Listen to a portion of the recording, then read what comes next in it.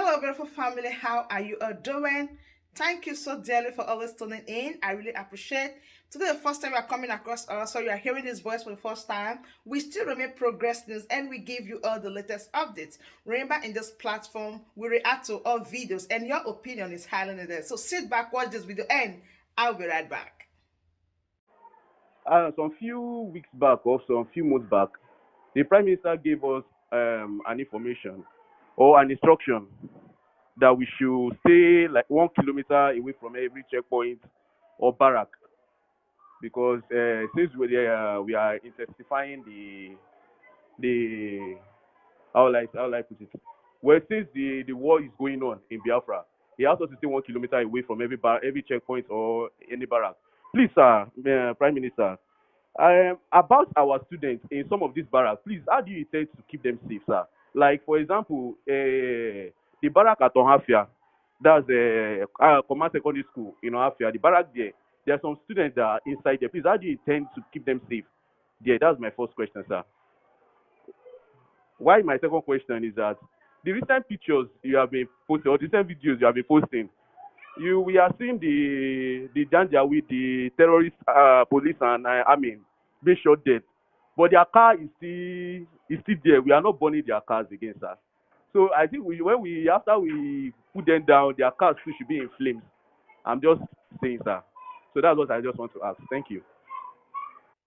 Well, I don't understand what you mean by car. First of all, the people in the barracks, we will make sure we protect civilians. Biafran civilians must be protected at all costs. And that is the reason why things have not started happening already in some of those barracks, especially in Ohofia. And don't expect us when we say stay 1 kilometer away, the next day you're going to see anything happening. Our target is only to the terrorist army, those carrying guns and wearing camouflage. That's our target. Our targets are not civilians. Our targets are not Biafrans, not just Biafrans, but anybody that is a civilian in those vicinity. We must protect them. So I'm not going to review to you our security strategy, what we are doing so far to make sure that when we start what we want to start, those students in those particular location will be safe. That's our target. Our target is to make them safe. Another thing is that the parents that have their children in those schools, do not say that we did not warn you. Do not say that Biafra people and Biafra government did not give notice. We have been giving this notice for a very, very, very long time. And in a war like this, everything doesn't go the way you plan it. So, and I'm happy that nobody can say that they did not hear us saying stay away 1 kilometer. We want to start things in a civilized way. We are not going to jump from frying pan to fire. When we are shouting that we're going to be the beginning of the civilization in Africa, we have to start doing something like the African people are doing today. No, we want to bring real civilization. Just like the Israel, just like the many other developed countries, including America, when they are attacking terrorists, they will tell civilians to leave the area. Their own is to want the civilians to leave. Another thing is that are they going to be there when that offensive takes place? So we will continue to shout to give this notice to stay away from military barracks. And at the same time, we are also strategizing to make sure we evict these terrorists in barracks from Biafra land. So that the eviction, the magnitude of what we're going to be doing there may be different because of the civilians. But yes, we are putting them under consideration. Another thing about car is that we are hunting down anybody that is carrying arms under Nigeria within Biafra land. Those people who have killed our children in Ihiala, killed our young men in Uli. Those people have been murdering us for decades. And now we have risen with arms to defend our land. I don't think car should be a problem. I don't think their car should be a problem. That is not what I'm here for this evening. Our target is not just car. Our target is to make sure we neutralize terrorists, which Nigeria police, including themselves, are terrorists. They have confirmed it today that the military acted like Boko Haram, as if he doesn't know that military are Boko Haram. The Inspector General of Police of the Zoological Republic of Nigeria, the Islamic State of Nigeria, has this morning confirmed that Nigerian military acted like Boko Haram by attacking Adamawa police station. Now, If it is only when they attacked Adama police station, they become Boko Haram, are we going to call them for having burnt villages, killed women and children in Imo State, Anambra State, and other parts of Biafra land? If ordinary attacking a police station make them act like Boko Haram, what Boko Haram does? Boko Haram attack children, Boko Haram kill children and behead them, Boko Haram kill women, Boko Haram burn communities in order to force the people into the Islamic State. That's exactly what the Nigerian army terrorists have done to Biafra land. So, and the ICP is aware of the attack in Biafra. He has not addressed them that they are like Boko Haram, but he romanced with them. He went with them to the National Assembly to complain about my activities, stopping them from carrying out that Boko Haram act in Biafra land. And he supported and signed his signature by accompanying this particular army to the National Assembly. Today, the same thing I prevented the army from doing in Biafra land, they have done it at one of his stations in Adamawa, and now he's crying that they acted like Boko Haram. Is that not the hypocrisy? The same thing that Saronekpa prevented them, including the Nigerian police, from doing in Biafra land. They have done it to just one police station. One police station. And he is shouting. They acted like Boko Haram. So what is he going to say about all the atrocities that the Nigerian army have committed in Biafra land, which led us to build our own army to fight them, like we are fighting them today? What is he going to call them? We have our own army. Our target is to kill any military man from Nigeria in Biafra land, because these are criminals, these are terrorists who have killed our people for many years. An ordinary police station, the Nigerian Inspector General of Police is shouting. Do you know how many children the Nigerian army have killed in Biafra land? Do you know how many markets, how many families have been rendered useless in Biafra land by the Nigerian army? Over 40,000 has been killed, 11,000 missing, 13,000 detained in different parts of Nigeria illegally. They are cutting our children's hair. Anybody that have hair, they cut the hair, intimidating them, and already they want to force you to live inside Islamic State in your own land. And none of these people, including the Nigerian police, have complained about the atrocities. We carry arms now to fight them. And we'll be fighting them till there are no more. We will soon start visiting their barracks. It's an offensive that will happen very soon. And so our interest here is not about burning cars or anything. Our interest is to make sure that those carrying gun will never use that gun again in Biafra land to kill our children and women. Thank you. Thank you, sir. Thank you, Prime Minister, for doing justice to that questions, and I hope everybody understood our direction now. That we have only but one assignment, and the assignment is to make sure we disarm every armed carrying group or persons that is not authorized within the government of Biafra in Biafra land. So on this, I will invite Ma as you go to say hello to Biafra, as you are my co-partner in this very space this afternoon. Ma, as you go, unmute yourself and good afternoon from home. Good afternoon, Mazi Success. Thank you so much for the privilege. Our Honorable Prime Minister, His Excellency Mazi Simon Ekpa, up to be here, I greet you with all love and respect. Thank you. I found out one thing. Biafrans, I greet all of you. I found out one thing. People are no longer asking questions. That means they are all convinced now. The preaching our PM has been given is now soaked into every one of them. So, because if you look here, you see, I've been searching to see if I can see anyone. Even nobody wants to come on to the speaker side. Nobody is requesting microphone. I gave them microphone. They are not taking. That means we are going home. His Excellency, thank you so much, and thank you, every Biafra. They will. There were.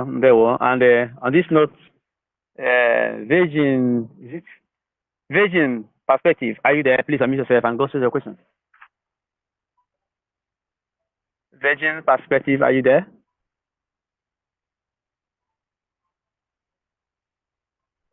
Virgin Perspective, are you there? Go straight to your questions.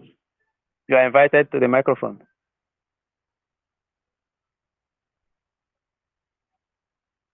Hope he's not there.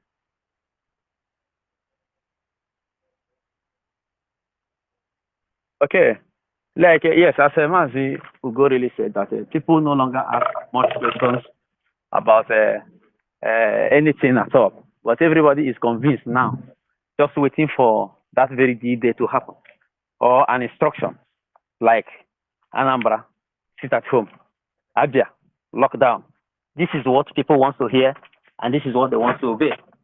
So this has been everybody's willingness for now. But before now, it has never happened this way. We speak and speak and speak as if now the message has really synced into our consciousness. So, Wanyocha, good afternoon and meet yourself. Wanyocha, are you there? Hello, good morning, everybody. Good morning, Morning. my Prime Minister, Matt Simon Ekpa. I don't have any questions to ask you. We are seeing everything you are doing. I'm just saying that I want to let you know that over 80 million Biafrans are behind you. We are praying for you day and night. I want you to know that you are not alone. We sent you, and you are doing exactly the job for us. May the Almighty God, Chukwukikabiam, our ancestors, and the over 5 million Biafrans that was stabbed to death in 1967 to 1970, may they be with you. Biafrans love you to the moon and back again. Thank you very much.